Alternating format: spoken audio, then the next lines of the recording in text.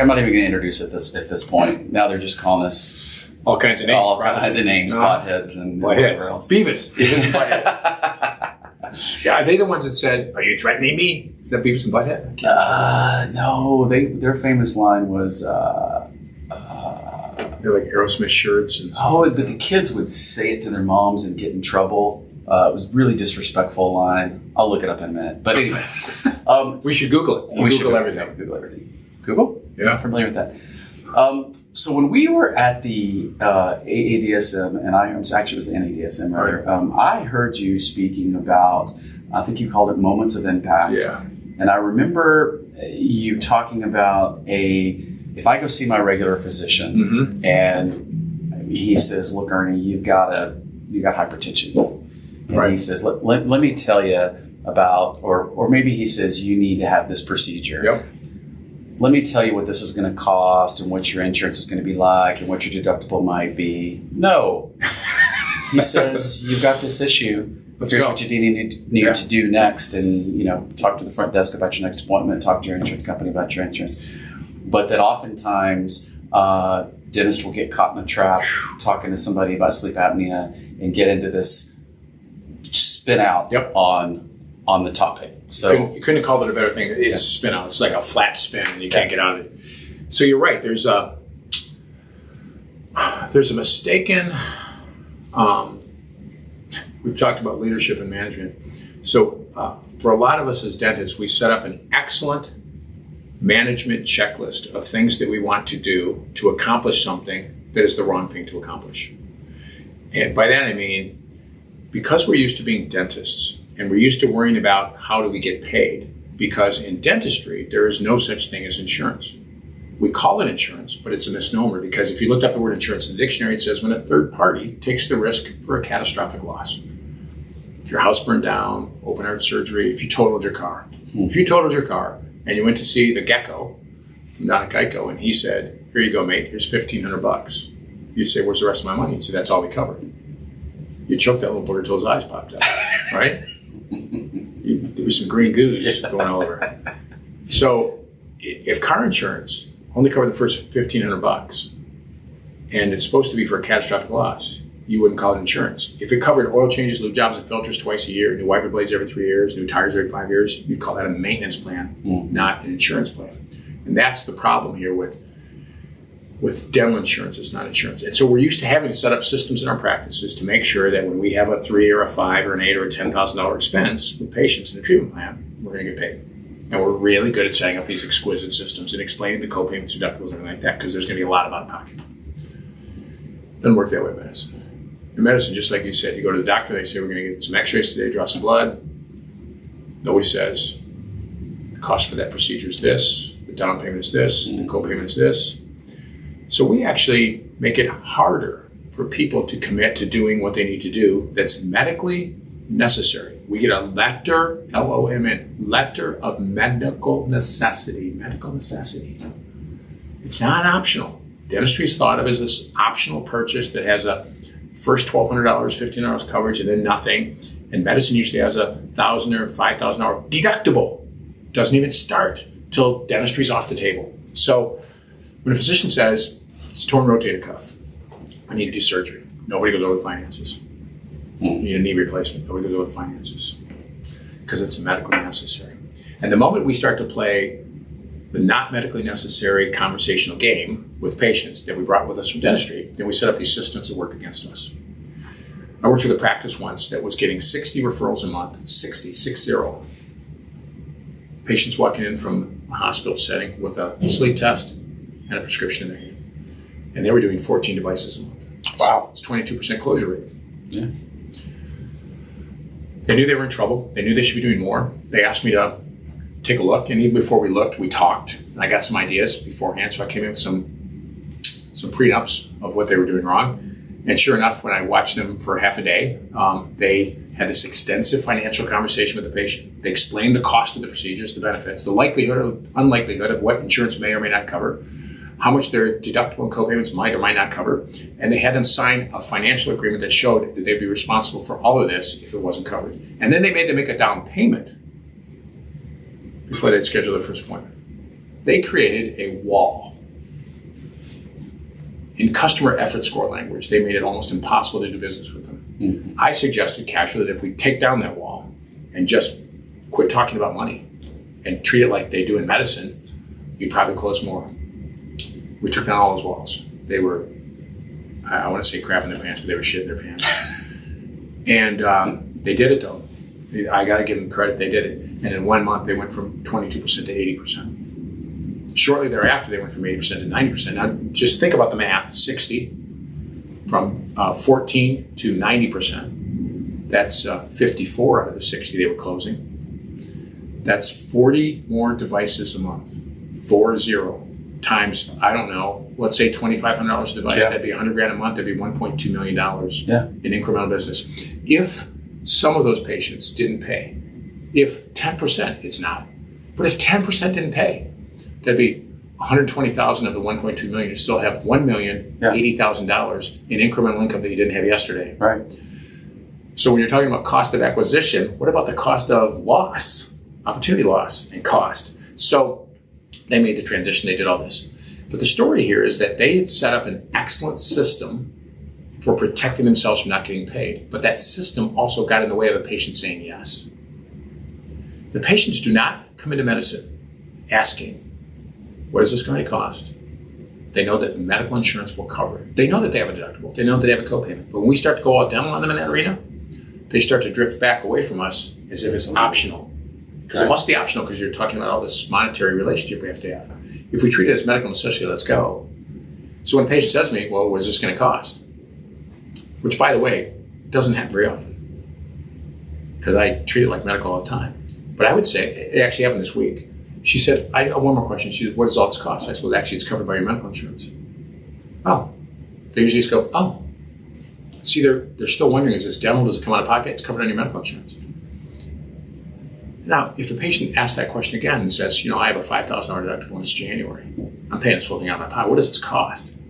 Then I could say to them, well, the good news is you've got Blue Cross. And we're in network with Blue Cross. And the maximum allowable fee that Blue Cross lets us charge is $24.56. So the most it could possibly cost you out of pocket is $2,456. I would say that to a patient. Mm-hmm.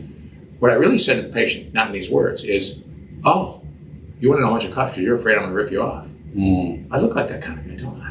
Kind of shady. Love it. Yeah. So, okay, here's the good news. I don't set the fee. Your insurance company, who oversees and protects you from all things evil, sets a fee. And they, not me, they decided it's $2,456. And patients go, okay. Is that true in all states? No, that's my Michigan number. Okay. Well, no, I don't mean that that's the number, but that all states have a number. So most insurance companies have a fee if you're a network. And we play like we're a network even if we're not. And that's the discussion here is not to decide, hey, you should be a network, you shouldn't be a network. That's a whole other podcast and discussion you can have with an insurance expert rather than me. But we are a network with Blue Cross and a couple of others. Not some of them won't let us be a network. We are enrolled in Blue Cross, but we don't participate with their fee schedule. That way we can bill the supplemental insurance that they have. But that conversation means if I have 100 patients, maybe not 20, but I'll say that 20 of them ask me, how much does it cost? And I say, well, it's actually covered in your medical insurance. 10 of them just go away. Okay, fine. The other 10 go, well, I got a high deductible. I have that discussion. 8 of them go away. Now I got 2 out of 100 that actually go, I don't know. And then I just go, listen, you need to have this done. The cost of not doing anything is far higher than the cost of doing something. Mm-hmm. You can do this or you can do CPAP. Those are really your choices. Yeah, do something. And if you say, I can't afford it because I have a $5,000 deductible, then all I'm going to say to you is, what can you afford per month? Because I want you to get treated. And now if they say $50 a month, I say, go see somebody for a CPAP. I'm not doing that deal. But if they say, I don't know, a couple $100 a month, I go, fine. I'm thinking 12 months, $200 a month, we can get done with this, right? Yeah. I can become the finance. I don't have to do that very often. I'm not looking to be in the finance business, but it's about, I want that patient to know they need to get treated. Yeah. And my job, if I'm making enough money, my job is to help them. But patients don't come in asking about the money, really. We bring up the money. We alert them to the money. We sensitize them to that money. They come in asking 3 questions. And these are the 3 moments of impact that we're supposed to have on patients. Somewhere early in our discussions, we have to let them know how serious sleep apnea is, how life-threatening it is, how life-shortening it is, how comorbidity emphasizing it is and augmenting it is. We have to let them know that we can treat it. We can treat it with CPAP. That works like almost 100% of the time, but it's hard to wear. Yep. And ours is easy to wear, but it doesn't always work. Maybe 75 or 80% of the time. So it doesn't always work. We have to hold on. We have to give them hope. I do a simple thing. I have them lean their head back, make a snoring sound, then stick your jaw forward, try and make a snoring sound, and it's hard. I go, see, that's what we do. I give them hope. Yeah. The 3 questions that I'm trying to answer for them in advance is, do I have this disease? I don't know. You're at risk. We did the stop bang. You got 4 out of the 8, 5 out of the 8. We need to get you tested. That's the only way we can say for sure. Do I have this disease? Is it serious? Hell yes. I think I've scared the shit out of you talking about all this other stuff. And can we treat it? I gave you hope. And I gave you realistic percentages, 80%. And I told you that usually the snoring, that was really your complaint, that happens a lot. Usually that goes away with the sleep apnea, but sometimes, not often, sometimes they don't couple. And sometimes the AHI score, the number of times per hour that you have one of these events where you don't get enough oxygen, get enough good air, that number goes down great, but you still snore. I hate when that happens, but honestly, snoring is not a clinical problem. It's like you said, it's a stained teeth thing. Yeah. And sometimes the opposite happens. Sometimes the snoring goes away, but your number of events stays high, in which case you have to go back on CPAP. Yeah. The only way we can tell that is we're going to do a test to get you tested to see if you have sleep apnea. If you do, we'll treat you. And when we treat you, we'll do a follow-up test. Just like, and I remind them, just like when you come in and you have hypertension, we put a blood pressure cuff on, we measure blood pressure, and I give you medication, you come back in and measure blood pressure. I draw blood, I look at your cholesterol. Oh, it's high. Take this pill. Well, that's not working. Try this pill. Change the dose. We titrate. We adjust till the numbers come down. Same thing. Yeah. I set them up for this pre and post story. Pre-test, post-test. Because a lot of patients are sleeping better and feel better and not snoring. They don't care about getting the test. They think they're in treatment. And they probably are, but we don't have confirmation. So I try to make a big, but I answer those 3 questions. Do I have this disease? Is it serious? And can you treat it? And we try not to call it mild. Because mild. You say mild. Right. Go mild. This is mild. Don't worry about it, it's mild. Ooh, it's moderate. Severe. Right. We call it your stage 1 disease, stage 2 disease, stage 3 kind of thing, end stage. That sounds like cancer talk. Stage 1, stage 2, stage 3. When do you want to get your cardiovascular treatment done? Do you want to do it when you have 25% blockage of your artery, 50% blockage? You want to wait till it's 90. Right. You just have a little mild blockage of your arteries, moderate blockage of your arteries. You have cardiovascular disease. Right. Here's what we need to do. You need a stent. You need to change your diet. So there's a lot of stuff that we could learn by just listening and watching our physicians. And because when I walk out of my physician's office, I stand there and I go, so do I earn anything for today? They always say, I don't know. We'll bill your insurance and we'll send you a bill. And then sure enough, 3 months later, I get a bill for $168. And I'm like, what the hell is this? And I look back at my calendar. Oh, I went to the doctor that day. There must be with that. I write a check. That's what people do. Are there going to be people that stiff you if you don't talk about money? Guaranteed. Yeah. Guaranteed that'll happen. But not 10%, unless you live in the worst economic milieu that's possible. So don't let our dental thinking about money get in the way of being successful in dental sleep medicine. That would be my message. Answer their 3 questions. Do not bring up money. If they ask about money, by all means, deflect it the first time, kick it to the side of the road by saying, well, actually, that's covered under your medical insurance. Oh, okay. It's interesting you talked about the, scaring the crap out of them. So I was telling you my story earlier that daughter thought I was dying, woke me up, took a video, sent it to my doctor friend. He said, hey, you almost certainly got sleep apnea. Go to the sleep doctor. Went to the sleep doctor. They explained to me what sleep apnea is, and they told me how off all the terrible things. You could die. You're probably going to die before you hit the parking lot. This is horrible. You got to get it treated right away. So let's go. Went up, took the test, took it back. Didn't hear from him for 2 or 3 weeks. Could have died. I called back and said, what's the deal? And they said, well, we're talking to your insurance about doing an in-sleep test, or what do they call that when you go? In-lab test? In-lab. Yeah. 2 or 3 weeks it didn't happen. And so finally the guy wouldn't respond to me. And I just wrote him a really nasty review. And I just said, hey, I went in to see this doctor and he told me how critical it was. And then I don't hear from his staff for, I think I posted this in I think it was August. And first time I saw him was in May. And he called me and he said, I really want you to take that down. He said, I really want you to review my sleep test and tell me how it went. Yeah. I said, well, which part of it's not accurate?